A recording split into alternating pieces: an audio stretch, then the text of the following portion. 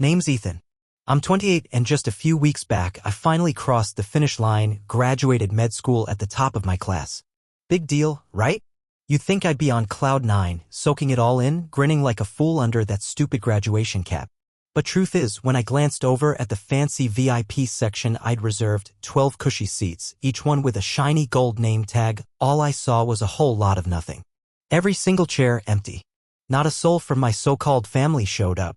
Not my mom, not Mitch, he's my stepdad, if you can call him that, not my little sister, not even Aunt Linda who'd spent months promising me she wouldn't miss it for the world. Well, turns out the world was a half-off cruise to the Bahamas, and apparently that beat seeing me hit the biggest milestone of my life. Let me rewind a bit here. Growing up, school stuff wasn't something we celebrated. It was almost like getting good grades made you suspicious. Like you thought you were better than everyone else. Bring home an A+ and the best you could hope for was a shrug. More often, you get side-eye and some comment like, "Don't go getting a big head now." My mom had a few favorites. She'd look at my perfect report card, sigh real heavy, and say, "No one likes a show-off, Ethan." Or she'd smirk and go, "Look at Mr. Know-It-All. You too good for us now." All because I dared to say I wanted to be a doctor someday. Mitch being Mitch wasn't much better. The man could barely change a tire, but he wore his ignorance like a badge of honor. He'd laugh and say things like, "Real men fix engines, not people. Doctors are just con artists in white coats." Still, I never let their crap stop me. If anything, it just lit a bigger fire under me. I buried myself in textbooks, stayed up all night studying, picked up extra shifts, whatever it took. Because deep down, I knew if I didn't claw my way out, I'd be stuck living the same small, bitter life they were. When I snagged that med school scholarship, I didn't expect a marching band. But I guess I hoped for something. A pat on the back, maybe. Hey, we're proud of you, kid. Instead, my mom just asked why I hadn't done something easier like become a nurse. Shorter schooling, still get to wear scrubs, she said, like that was the whole point. Even so, I kept trying to loop them in over the years, sent invites to my white coat ceremony, my match day reveal, even a few big interviews. Every time, there was some excuse. Can't afford the plane tickets. Mitch is not a fan of big cities. We're super busy. After a while, I stopped expecting anything. Mostly, I just dropped updates in our dusty family group chat. If I was lucky, I'd get a thumbs-up emoji from my little sister. She was the only one who didn't seem to resent me for dreaming bigger. But graduation? That was supposed to be different. This wasn't just another ceremony. It was 8 years of backbreaking work, missed holidays, sleeping in my car more times than I'd care to admit, barely scraping by while everyone else seemed to be living their lives. Landing a top residency? Speaking of graduation, it was the kind of thing you dream about when you're pulling a 20-hour shift and wondering if you're even cut out for this. So I went all out. Blew 12 grand, my own hard-earned money, flying everyone in, booking hotel suites with lake views, ordering personalized programs with their names front and center. I even had floral centerpieces made in my mom's favorite shades of blue and purple. I wanted them to walk in and feel it, the pride, the accomplishment, the love I still, somehow, had for them. But the day before the ceremony, when I tried to confirm flight details, nobody answered. I texted. I called. Nothing. Just dead air. Then, while I was practicing my speech one last time in my tiny apartment, my phone buzzed. First message from Mom. "We're not coming. Can't sit through a whole thing pretending. Booked a cruise instead. Have fun playing doctor." Then Aunt Linda chimed in. "Honestly, Ethan, those things are so boring. We're somewhere more fun. Congratulations, I guess." No apology. No explanation. Just a casual, brutal dismissal like they were canceling dinner plans, not blowing off the biggest day of my life. I didn't cry. Didn't yell. I just sat there, staring at those messages, feeling something inside me quietly snap. The next morning, I pulled on my gown, shook the hands I was supposed to shake, gave the speech I had practiced until my voice went hoarse. The whole time, those 12 empty chairs sat right there in the front row, a perfect, mocking reminder of who couldn't be bothered to show up. Later that night, after all the smiles and small talk, after the photos with classmates whose families hugged them so tight it made my chest ache, I slipped back into my hotel room, shut the door, and just stood there. No tears. Just this cold, hard realization I had given them every opportunity to be proud of me, and they chose, again and again, not to care. I didn't send them pictures like they asked. I didn't answer their voicemails. Instead, I made 2 decisions. 1, I ordered an extra copy of my diploma, the fancy, ceremonial one, had it framed, and mailed it straight to my mom's front porch. Inside the box, I tucked a photo, just a simple 8 by 10 of those 12 pristine, empty chairs sitting under the banner that said, reserved for the family of Dr. Ethamar. The second move? That one's where the story really gets good. And 3 hours after that package hit their doorstep, my phone practically exploded. Calls, texts, angry voicemails, Mitch telling me I was being dramatic, Aunt Linda calling me petty beyond words, and then Mom leaving a voicemail so broken, so choked with tears I almost didn't recognize her voice. She started the voicemail like this. Etham, please. I didn't realize it would cut so deep. We were just teasing, I swear. Please call me back. Please. I didn't even bother listening all the way through. I shut it off halfway, right around when she said we didn't think it would matter that much. And that was it. That one stupid, clueless sentence told me everything I needed to hear, or not hear, really. They still didn't get it. They never did. Probably never would. So I didn't call her back. I didn't answer the other messages either. I just shut off my phone, let the silence wrap around me, and sat down at my kitchen table with that photo in my hand, the one I snapped right before the ceremony started. 12 chairs. Perfectly lined up. Their names taped neatly to the backrests like a bad joke I wasn't in on. I sat there staring at it for a while, feeling all the anger, sadness, and disbelief simmering in my chest. And then, without thinking too hard, I opened up my laptop, logged into my bank account, and started moving things around. See, the reason I could even afford to roll out the red carpet for them, first-class flights, swanky hotel suites, the whole 9 yards, was thanks to a little nest egg my grandma had left me. She passed away when I was deep in the grind of my second year of med school. Grandma didn't have stacks of cash lying around or anything. She wasn't Dean by a long shot, but she left me $60,000. It was sitting in a joint account she'd added my name to when I turned 18. She always used to tell me, save it for when it counts. Don't blow it on junk. Make it count, Etham. And I listened. Over the years, I only dipped into it when I really had to, a little to keep my lights on during hospital rotations, a little to fly out for residency interviews. But most of it? I guarded it like a dragon guarding treasure because I had big plans. I wanted to open a clinic someday, a small one, maybe mobile, serving low-income areas where decent healthcare was a pipe dream. It wasn't just a dream. I'd started putting real pieces together. Slowly but surely. Now, here's something my family didn't know. Originally, Grandma had planned to split her money 3 ways, between me, my mom, and my aunt. But about a year before she passed, after seeing firsthand how my mom treated me during one ugly Christmas visit, she changed her will. Quietly. No drama, no speeches. She just scratched their names off and left it all to me. You're the only one I trust to do something real with it, she told me. They'll just burn through it. And here's the kicker.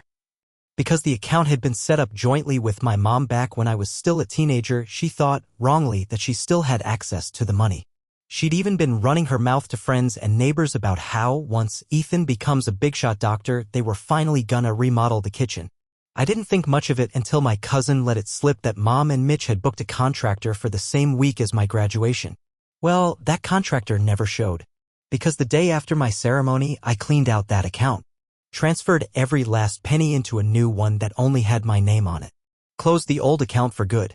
And just to twist the knife a little, not out of spite, but out of principle, I donated a big chunk of what was left to a free clinic I'd been following for years. Along with the donation, I sent a copy of my graduation photo and a note signed, with gratitude, Dr. Ethan Carter. If my family wasn't going to be proud of me, fine. I'd find someone who could actually use the help instead. Didn't take long for the fallout to start. The calls and texts came in hot, this time not sad or apologetic, but white-hot angry. Mitch called first, his voice practically shaking the phone. That was your mother's account. She's had her name on it since you were a kid. That money was meant for the family. I didn't even blink. You're right, I said calmly. It was meant for the family. But when you chose a cruise over your own blood, you made it clear where your priorities were. Then I hung up. Next came Aunt Linda, leaving a screechy voicemail. Do you even understand what you've done? Your mother is devastated. Same old story. Same old excuses. They all kept repeating the same broken record. We didn't think. We didn't think. We didn't think. Exactly. They didn't think.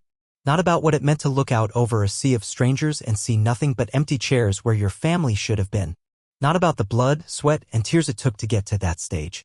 Not about the lonely nights spent grinding while they were living their regular lives. They didn't think about me at all. Only what they could take from me. And when they realized the well had dried up, suddenly they were the victims. I didn't feel 1 ounce of guilt. Not for sending them that framed diploma and photo. Not for closing that account. And definitely not for what I did next. Because the third thing I did was even bigger. I went through every important document I had, every bank account, every legal form, every emergency contact list, and I wiped their names off everything. Every single one. Instead, I put down the one person who actually showed up. My best friend, Jordan. Jordan, who stayed up late with me running mock interviews, who cheered louder than anyone else at my match day, who bought his own ticket to graduation, stood in the crowd holding a homemade sign that said, "Proud of my brother, Dr. Ethan Carter." I took him out to dinner the night after graduation, slid a sealed envelope across the table toward him. He looked at me confused. "What's this?" he asked. I just smiled. "It's me choosing who my real family is." He didn't say much. Just opened the envelope, skimmed the paperwork inside, and blinked back tears he didn't bother hiding. Meanwhile, my phone kept buzzing with calls from my mother. The last voicemail she left was the one that stuck with me. Her voice was breaking, half furious, half heartbroken. "You think a little bit of money makes you better than us? You think a fancy degree erases where you come from? We're still your family, Ethan. No matter how far you run." But she was wrong. Family isn't about blood. It isn't about who shares your last name. It's about who shows up when it matters. It's about who stands by you when you're climbing and claps the loudest when you reach the top. And in the end, it wasn't them. It never was. And you know what? Family isn't just about blood or birthdays. It's about who sticks around when the spotlight's shining on you, not out of obligation, but because they actually care. They didn't stick around. They bailed. So I moved forward. It was a Thursday evening, a couple of weeks after graduation. I had just gotten back from my residency orientation, still wearing my white coat, stethoscope swinging around my neck like some badge I didn't have to defend anymore. The apartment smelled like fresh takeout orange chicken if I remember right, and for the first time in what felt like forever, I was looking forward to just kicking back, eating, and letting the silence be my friend. Then came the knock. Not frantic. Not shy. It was a steady knock, the kind that says, "I belong here, whether you agree or not." I opened the door a crack, and there she was. My mother. Her hair was windblown, cheeks flushed red, maybe from the chill outside, maybe from rage. Hard to tell with her. Behind her, awkward as ever, stood Mitch, arms crossed tight over his chest, scanning the hallway like he expected security to drag them off any second. My stomach twisted, but my feet didn't move. I just stood there. Silent. Waiting. My mom blinked at me like she didn't quite recognize the man standing in front of her. Maybe it was the coat. Maybe it was the fact that I didn't move aside, didn't open the door wider like some desperate kid hoping for a scrap of approval. She cleared her throat. "Ethan, can we come in?" I tilted my head slightly. "Why?" Her eyebrows lifted like she couldn't believe I had the nerve to ask. "Because we need to talk. In private. Face to face." I shifted my body, blocking the door entirely. "You had your chance to talk. 2 weeks ago. At graduation." Mitch let out a sarcastic little laugh. "Come on, man. Still holding on to that? We congratulated you, didn't we?" I kept my voice even, calm. "No, Mitch. You didn't congratulate me. You mocked me. Then you prioritized a cheap buffet line over your own son." My mother's face tightened, defensive and hurt all at once. "That's not fair," she said quickly. "You didn't even give us a chance to explain." I raised an eyebrow. "You texted me saying watching you pretend to be a doctor sounds painful. What exactly was I supposed to wait for? A punchline?" Mitch uncrossed his arms and took a step forward, his voice rising with that ugly edge he always got when he didn't feel in control. "You're being petty. That money wasn't yours to mess with." And there it was. The real reason they were standing on my doorstep. I let out a dry laugh, almost amused. "This isn't about my graduation. This is about the inheritance."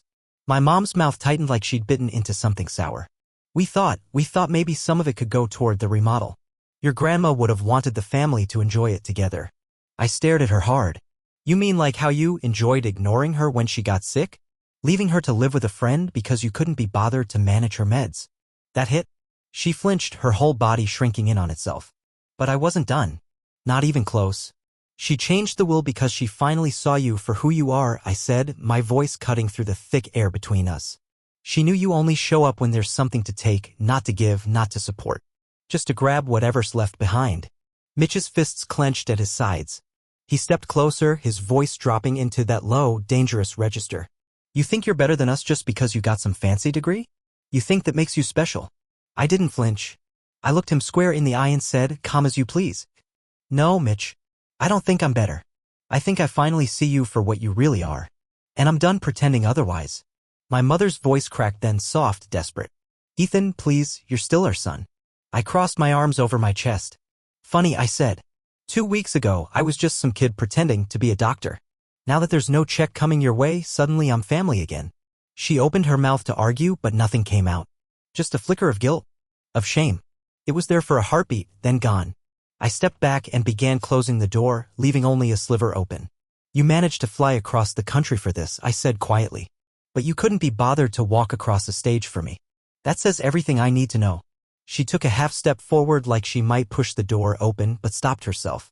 Her voice came out so small I barely recognized it. Can't we just start over? I paused. Looked her straight in the eye. We already did, I said. I just didn't wait for you to catch up. Then I closed the door. I didn't cry. Didn't smile either. I just stood there for a long minute listening to the sound of their footsteps fading down the hall until silence filled the space they left behind. Of course, that wasn't the end of it. Not by a long shot. Word spread through the family faster than a grease fire. My aunt told her sisters, who told their husbands, who told their cousins. Some called me brilliant. Others called me heartless. My cousin Christian, the black sheep like me, texted me something simple. You did what the rest of us were too scared to do. Not everyone was so supportive though. Group chats I used to be part of quietly dropped me. Facebook posts where I was conveniently left untagged. My mom's side of the family, the ones who barely tolerated grandma anyway, started acting like I'd broken some sacred blood oath. One uncle I hadn't heard from in half a decade sent me a message that just said, "You'll regret this. Blood is blood." But you know what? I didn't regret a thing. I put my head down and got back to work. I wore my white coat with pride. I hung my diploma, the real one, not the one I mailed home, right on my wall, framed with a photo of me and Jordan standing shoulder to shoulder, grinning like idiots under the university banner. And I kept building. 3 years passed in a blink. 3 years of the hardest work I've ever done. Medical residency is brutal, 48-hour shifts that blur into each other, holidays missed without a second thought, birthdays forgotten, sleep abandoned like an old friend you don't have time to visit. But I grew. I healed people. I held hands with the dying. I listened to fears that couldn't be spoken out loud. I cried in hospital elevators where no one could see me. I laughed until my ribs ached in break rooms at 3 a.m. I saw things I'll carry with me forever, good, bad, and everything in between. And somewhere along the way, I didn't just become a doctor in title. I became one in spirit. The kind who stands his ground. The kind who listens before speaking. And when he speaks, he means every word. While my career was starting to take off, something else was quietly growing right alongside it. That small idea I had tucked away after graduation about opening a clinic someday? It wasn't just an idea anymore. With Jordan by my side and a few generous donors I'd met during residency, we finally made it happen. We opened a small community clinic right on the edge of one of the city's forgotten neighborhoods. It wasn't some gleaming glass building with marble floors. It was simple, 1 level, 5 rooms, a tight team of 2 doctors, 1 nurse, and a volunteer at the front desk. But it was ours. A place where nobody asked for an insurance card before they asked how you were feeling. A place where we kept the lights burning late into the night because sickness doesn't punch a clock at 5 p.m. I named it after the woman who made it all possible. The Hazel R. Wellness Center. Grandma's photo hung right in the lobby, smiling, strong, the way I always wanted to remember her.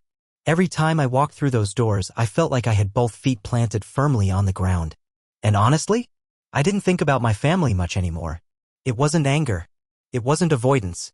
It was just peace, the kind you find when you finally quit chasing people who were never running toward you in the first place. But peace has a funny way of getting interrupted. It was late October when the email landed in my inbox. Subject line, Family Reunion, 75th Birthday Party for Uncle Dean. It was one of those group emails blasted out to half the family tree, starting with a too cheerful, "Hey everyone. Hope you're all doing great. Potluck style. Backyard party.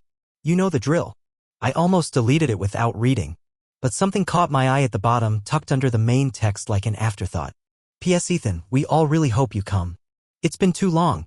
Your mom said she misses you. It wasn't even from her.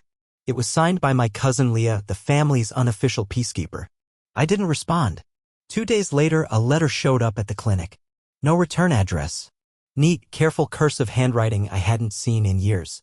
Inside, the letter read, "Ethan, I know I'm probably the last person you want to hear from, and I don't blame you.